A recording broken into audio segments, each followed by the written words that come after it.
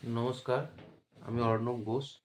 তো আজকে ফেসবুকে মানে এই ভিডিওটা ছাড়ার কটা কারণ আছে। সেই কারণগুলো আ তুলে ধরছি। যেহেতু আমি প্রফেশনাল ভিডিওগ্রাফার নয় বা ভিডিও করি না, প্রফেশনাল ভিডিও করি না, তাই আমি দুঃখিত যদি কোনো রকম কোনো ভুলভাল তথ্য বা ভুলভাল শব্দ আমার মুখ দিয়ে বেরিয়ে যায়, তার জন্য আমায় ক্ষমা করবেন প্রথমত।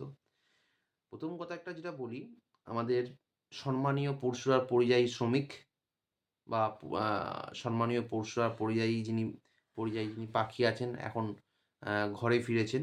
কারণ সামনে ভোট আছেন। উনি কিছুদিন আগে একটা ভিডিও বা একটা ফেসবুকে বার্তা দিয়েছেন। সে বার্তাতে তিনি লিখছেন, তিনি রেলমন্ত্রীকে ধন্যবাদ জানাচ্ছেন।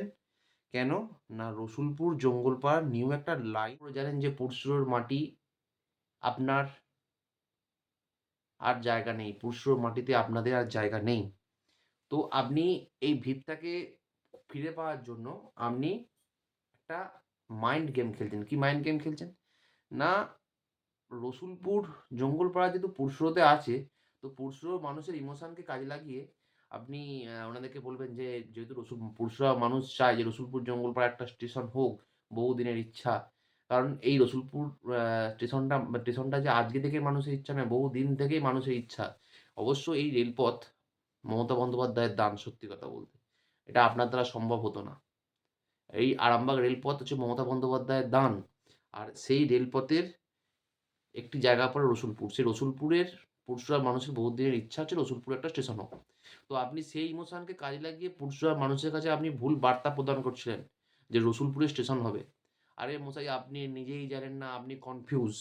আজকে পরশুরার মানুষ আপনার কাছ থেকে জানতে চায়, এই রসুলপুর কি পূর্ব বর্ধমান জেলার রসুলপুরের কথা বলছেন? না আমাদের পরশুরা, হুগলি পরশুরা রসুলপুরের কথা বলছেন?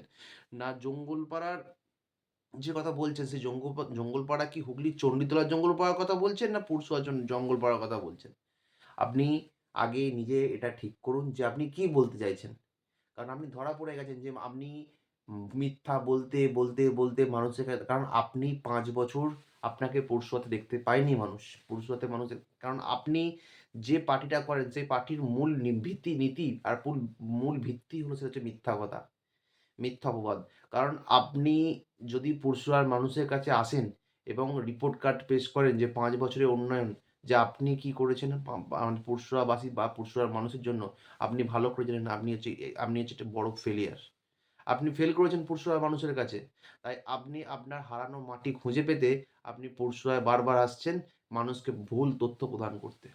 আপনি হয়তো ভুলে গেছেন পরশুরার মাটিতে এখন যার হাতে ক্ষমতা, সে এত সহজে ভিত ছেড়ে দেবে না।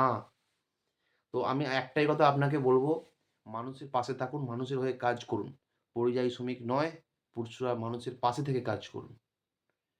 সারাদিনটা তো অধিকারী বাবুর ছেলের গাড়িতে ঘুরলেন টিকিট পাওয়ার জন্য। আজকে হয়তো টিকিট কনফার্ম হয়েছে, তার জন্যই পরশুরায় ছোটাছুটি করছেন অবশ্যই। কিন্তু আমার মনে হয় আপনি যদি অধিকারী বাবুর আ গাড়িতে না থেকে পরশুরার মানুষের বাড়িতে থাকতেন, আপনাকে আজকে এই দিনটা দেখতে হতো না। যে মিথ্যা প্রতিশ্রুতি দিয়ে যে মানুষটা ৫ বছর কোনো কাজ করেনি সে ভালোভাবে জানে।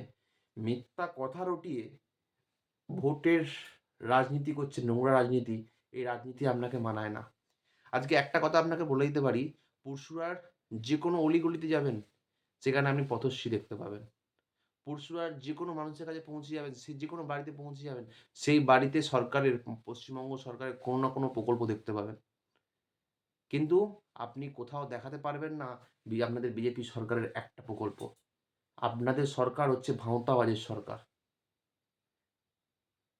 বুঝলেন? বাবু, সবার ১ম এ বলব, পরশুরার মানুষের পাশে থাকুন। আর এই ভুল বোঝানোর রাজনীতি ছেড়ে কাজ করার রাজনীতি করুন। কারণ আপনার দ্বারা তো কাজটা হয় না।